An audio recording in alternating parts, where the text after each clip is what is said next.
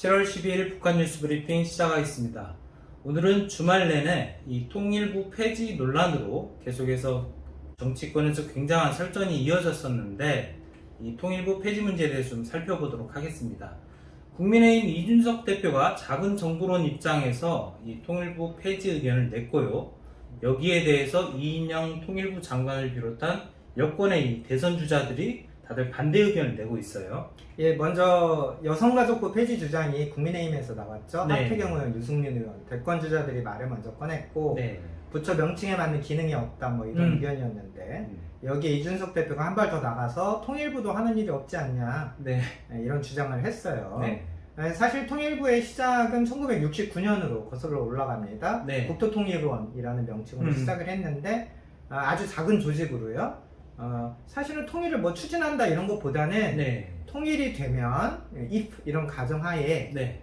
통일에서 이제 행정통합 측면에서 법률은 뭐가 필요하고 예산은 뭐 어떻게 땡겨고 아마 이 정도 네. 수준의 연구기관처럼 시작을 했던 거예요. 네. 그래서 당시에는 이제 주로 국가 살림을 담당하셨던 내무부 뭐 이런 지금의 네네네. 행정안정들 내무부라고 했는데 그런 데서 일하던 고위 관료나 또 외교관으로 좀 일하던 분들 이런 분들이 원장을 하셨고 원장은 차관급이었습니다. 차관급. 네. 그랬다가 이제 1990년에 통일원 개편을 했고요. 네. 또 당시 90년대는 뭐 동구 사회주의가 무너질 때였기 그렇죠. 때문에 아무래도 북한 통일 이런 것이 한층 더 우리 앞에 좀 다가오는 그런 느낌이었겠죠. 그래서 네네. 이제 부처 개편이 있었고요.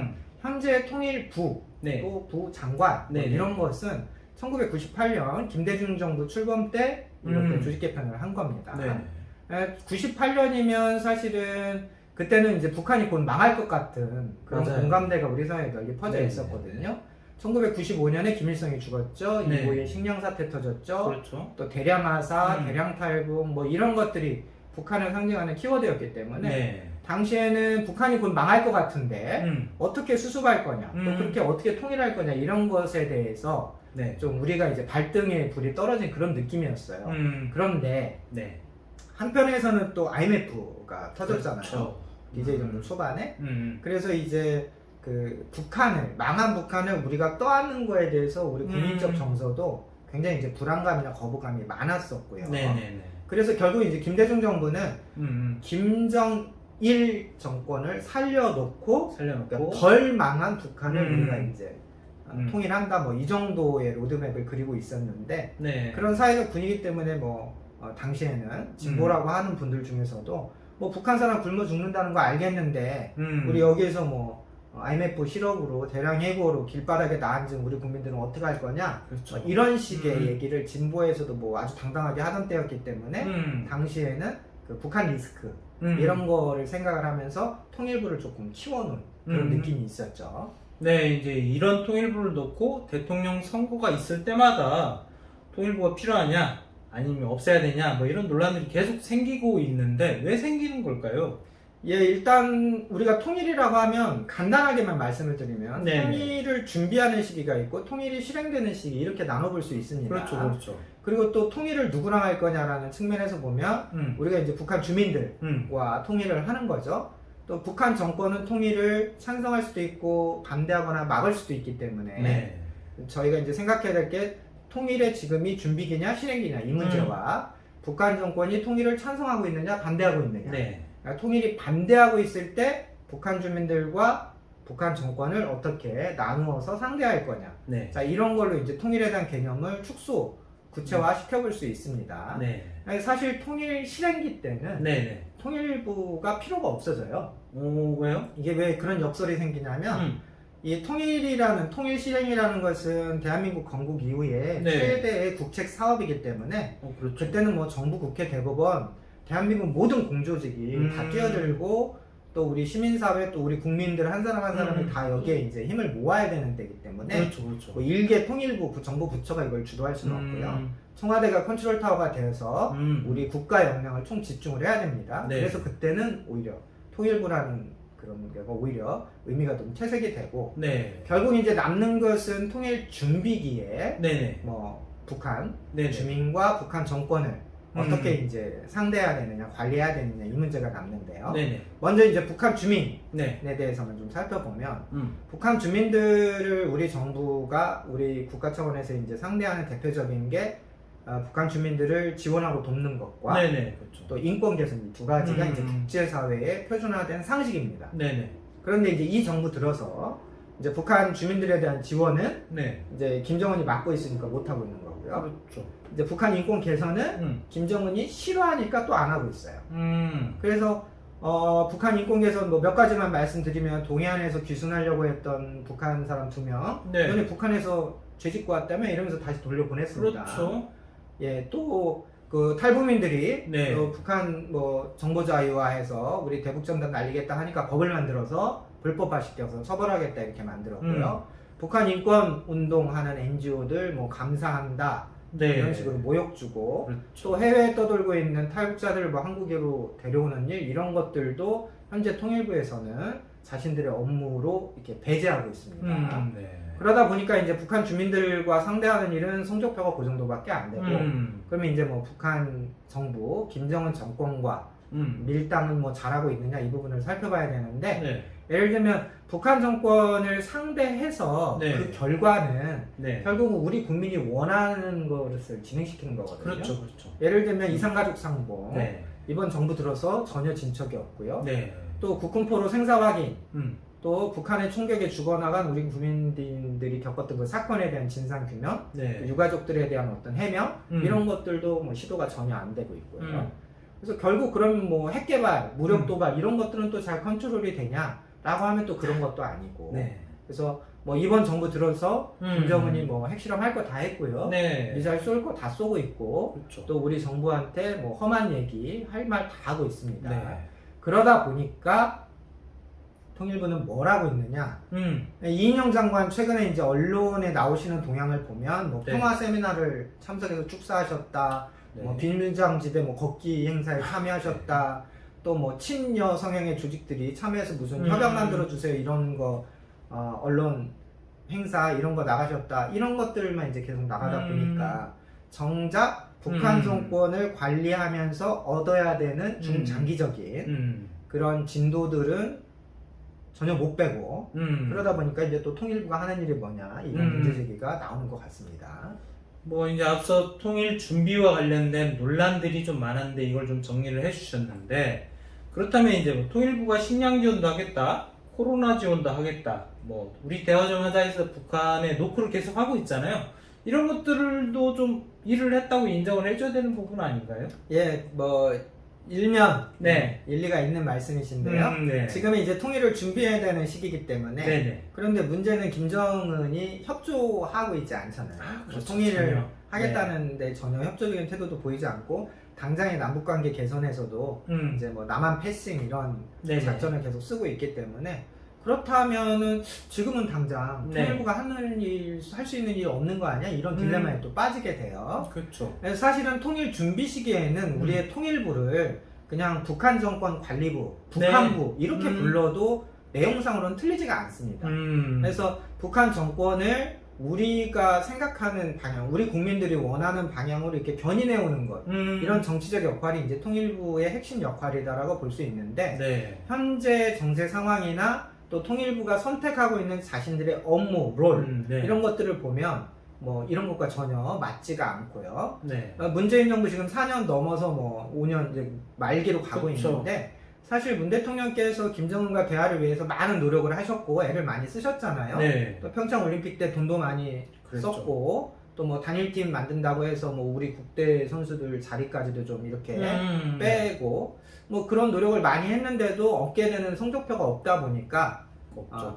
이런 거는 통일부가 일을 못한 게 아니라 애당초 통일부가 할 수 없었던 일 아닐까 이제 이런 반론도 생기는 겁니다. 네. 심지어 이인영 장관도 이렇게 말씀을 하셨어요. 오늘 라디오 방송에 나가서 네. 남북 관계는 통일부가 주도하는 게 아니다. 그럼 보통 국정원이나 청와대에서 바로 관리했다. 심지어 이제 당사자도 이렇게 말을 하다 보니까 네. 그럼 통일부가 있어야 될 이유가 뭐지? 이제 이런 반론이 끊이지 않는 것입니다. 네, 방금 설명하신 것처럼 북한을 상대하는 일은 김정은이 사실 작정하고 대남 패싱 전략을 쓰고 있으니 뭐 당장 할 일은 없다 치고 그러면 이제 뭐 국민들을 대상으로 통일교육을 한다든지 아니면 북한에 대해서 좀 더 관심을 갖게 하는 일을 하는 게 좀 더 중요해 보이는데요. 예, 맞습니다. 중요한 일이죠. 통일의 파트너가 김정은이나 평양 뭐 권력자들이 아니라 북한 네. 주민들이니까 우리가 북한 주민들에 대해서 더 많은 관심을 기울이고 뭐 도와줄 건 없나 생각도 해보고요. 또 그런 내용을 우리 아이들한테 가르쳐야 되겠죠. 네. 그런데 그러면 교육부가 또 떠오른단 말이에요. 교육부에서 이미 그런 일을 하고 있습니다. 그렇죠. 학교 수업 교육은 우리 정부 내에서 교육부 소관이니까 교육부에서 일정 비율의 통일 교육을 하고 있거든요. 네. 자, 그럼 이제 하나 남는 게 이제 국내 정착한 탈북민 이분들인데 이분들은 또 어떻게 돌봐드려야 되느냐 이런 것도 행정안전부에서 또 경찰청, 고용노동부 또 그분들이 거주하고 계시는 지자체마다 다 이분들을 챙기고 있습니다. 그러니까 또 여기에서도 통일부가 꼭 하는 일은 없네 이런 생각이 또 나오는 거고요. 그러니까요. 예, 북한이 우리 국민들에게 저지른 어떤 인권 문제만 하더라도 그렇습니다. 예를 들면 서울에 사시는 탈북민 어떤 분이 통일부에 이렇게 전화를 한다고 가정을 해볼게요. 여보세요? 예, 중국에 제 동생이 떠돌고 있어요. 도와주실 수 없으세요? 네. 그럼 통일부에서 이렇게 답하죠. 아, 네. 중국에 계시다고요? 그럼 외교부로 전화하세요. 자, 국군포로 가족분들이 또 통일부에 전화를 합니다. 네. 아, 여보세요? 우리 할아버지께서 북한에 살아계시다는 소문을 들었는데 네. 혹시 개성에서 북한 사람 만날 때 좀 확인해 주시면 안 돼요? 통일부에서 이렇게 답하죠. 아, 국군이셨다고요? 그럼 국방부로 전화하셔야 되는 거예요. 네. 네, 저 같은 사람이 이제 초등학생 아이가 있으니까 통일부에 또 전화합니다. 아, 우리 초등학생들 통일교육이 좀 너무 부족한 거 아닌가요? 네. 통일부에서 이렇게 답하겠죠. 아, 초등학생이시라고요? 그럼 교육부로 문의를 하셔야겠는데요. 예, 이렇게 통일부 스스로도 이게 우리 업무가 아니다라고 그 분장된 일을 네. 회피하는 경우도 굉장히 많다. 이런 것들은 좀 저희가 꼭 알아야 될 사실이라고 봅니다. 뭐 한편에서 그러면 이제 통일부가 뭐라는지 국민들이 잘 모르니까 뭐 이런 몇 가지 오해들이 발생하는 거 아니냐 뭐 이런 반론도 좀 있는데요. 예, 통일부가 직할하고 있는 기관 몇 개를 제가 설명을 드리겠습니다. 네. 보통 이제 남북회담본부, 남북출입사무소, 남북공동연락사무소 사무처, 개성공단, 남북공동위원회 사무처 이 정도가 이제 북한을 직접 상대하는 어떤 기관들을 통일부가 관리를 하는 데인데 이거 모두 지금 쉬고 있습니다. 그렇죠. 예, 이 정부 들어서서 계속 지금 개점 휴업 상태고요. 특히 남북공동연락사무소는 북한이 뻥하고 터트려 버렸죠. 폭파해 버렸습니다. 그리고 또 이제 북한 인권 기록센터라고 있는데 여기에서는 이제 10년 넘게 민간 연구기관이 이제 하던 일들을 통일부 공무원들이 가져갔어요. 아, 이제 우리가 하겠습니다 해서. 그래서 북한 인권 실태를 뭐 조사한다, 기록한다 말은 하고 있는데 조사된 내용과 실태를 공개를 안 합니다. 예, 평양이 기분 나빠할까 하고 공개를 안 한다는 뭐 그런 지적도 있는데 어쨌든 북한을 공부하는 대학생들, 대학원생들, 석박사 학생들, 저희 같은 연구자들 이 자료를 볼 수가 없어요. 정부가 조사한 내용을 볼 수가 없습니다. 국민들에게 오픈이 안 되는 거고요. 또 통일부가 관리하는 곳 중에 한반도 통일미래센터라고 경기도 연천에 지어놓은 연수원이 있습니다. 여기도 뭐 국민들이 어떻게 이용하는지 이런 게 잘 알려져 있지 않고 그렇죠. 또 이 코로나 와중에 누가 뭐 단체로 거기 가서 연수받고 행사를 하겠습니까? 못 쓰죠. 또 북한 이탈 주민 정착지원사무소도 통일부의 이제 관리 대상인데요. 보통 저희가 하나원 이렇게 말하는 곳이에요. 하나원이 재밌는 게 한국 사람이 북한에 대해서 교육받는 데가 아니라 그렇죠. 북한에서 오신 분들이 한국 적응 정착에 대해서 교육을 받는 곳이죠. 네, 그렇죠. 그러니까 주제가 한국에 대한 얘기예요. 네. 그러니까 여기는 북한 전문 영역이 들어가 있지 않아요. 그렇죠. 그래서 결국은 하나원에 대한 관리와 교육도 행정안전부나 교육부가 충분히 할 수 있다. 이런 이제 반론이 나오는 거고요. 그러네요. 마지막으로 이제 통일교육원이 남는데 국민들에게 통일을 교육하는 곳입니다. 교육? 근데 제가 계속 말하지만 교육을 잘하는 곳은 교육부예요. 그렇죠. 그러니까 교육부도 어차피 통일교육을 하고 있기 때문에 통일교육원이 교육부 밑으로 들어간다 해서 하는 게 이상한 일이 하나도 없다. 이런 반론들이 계속 나오는 것이죠. 일단 어찌됐건 뭐 일단 여권에서는 반발이 굉장히 큰데 대권 주자들이나 뭐 정치인들이 이준석 대표를 집중적으로 공략을 하고 있어요. 예, 이게 뭐 통일부를 존치시키기 위한 이야기인지 아니면 뭐 이준석 대표 너무 요즘에 언론에 뜨고 있으니까 이준석 대표를 저격하기 위한 목적인지 제가 보기에는 뭐 분명하지가 않습니다. 네. 예를 들면 통일부를 폐지하자 뭐 이런 얘기가 나온다면 한 네. 번 정도는 좀 곰곰이 생각해보고 네. 왜 이런 얘기가 나왔지, 뭐가 문제였지, 이런 좀 기간이 좀 필요한데 네네. 심지어는 뭐 이인영 장관도 그래요. 이런 뭐 얘기가 야권에서 나오면 네. 아 제가 일하는 도중에 이런 말이 나와도 송구합니다, 분발하겠습니다, 이렇게 뭐 퉁치고 넘어갈 수도 있는데 이거에 대해서도 뭐 이게 당론이냐, 그렇죠. 이제 이러면서 고개에서 이제 빳빳이 들고 이제 음. 반격을 했습니다. 이낙연 전 대표는 이렇게 말을 했네요. 국가적 과제를 이준석 대표가 이해하고 있다면 절대 내놓을 수 없는 황당한 주장. 통일부는 오히려 그 업무를 확대하고 권한이 강화돼야 된다, 이렇게 말씀을 하셨어요. 왜? 그런데 어떤 업무를 확대해야 되고 어떤 권한을 더 주면 통일부가 북한을 관리하는 일을 더 잘하게 되는지 그런 얘기는 없었어요. 네. 민주당 대변인도 한마디 거들었네요. 네. 통일부는 통일 의지의 문제다. 그게 무슨 말이냐면 통일부를 없애라 이런 말 하는 사람은 통일 의지가 없는 사람이다, 이렇게 매도해버리는 거거든요. 근데 이제 제가 드리고 싶은 얘기는 통일이라는 담론은요, 네. 대한민국 헌법에 들어가 있는 헌법의 지시사항입니다. 그렇죠. 그래서 대통령은 반드시 민주평통이라고 하는 헌법기관의 네. 수장으로서 통일 업무를 의무적으로 해야 돼요. 해야죠. 예를 들면 법리적으로는 대통령이 통일 업무를 안 하면 그것도 탄핵감이 될 수 있다. 그렇죠. 이 정도로 우리 헌법에서 통일을 강력하게 주문을 하고 있습니다. 따라서 이 헌법 체계에서 네. 이 실무부서라고 하는 말단의 통일부를 네. 존치하느냐, 살리느냐, 없애느냐, 키우느냐, 줄이느냐, 이런 것이 네. 전체 우리 헌법 체계에서는 아주 낮은 네네. 단계 이런 거다. 네. 그러니까 반론을 드리는 건 뭐냐면 네. 그럼 왜 우리 정부에는 경제부가 없을까요? 그니까 왜 없죠? 네, 경제 문제가 아주 중요한데 우리가 경제부를 두지 않는 이유는 그렇죠. 경제부총리, 더 높은 사람을 둬서 정부의 유관부서를 몽땅 모아서 더 집중적이고 효과적으로 일을 진행하기 위해서 정부 부처 중에 경제부를 안 두는 겁니다.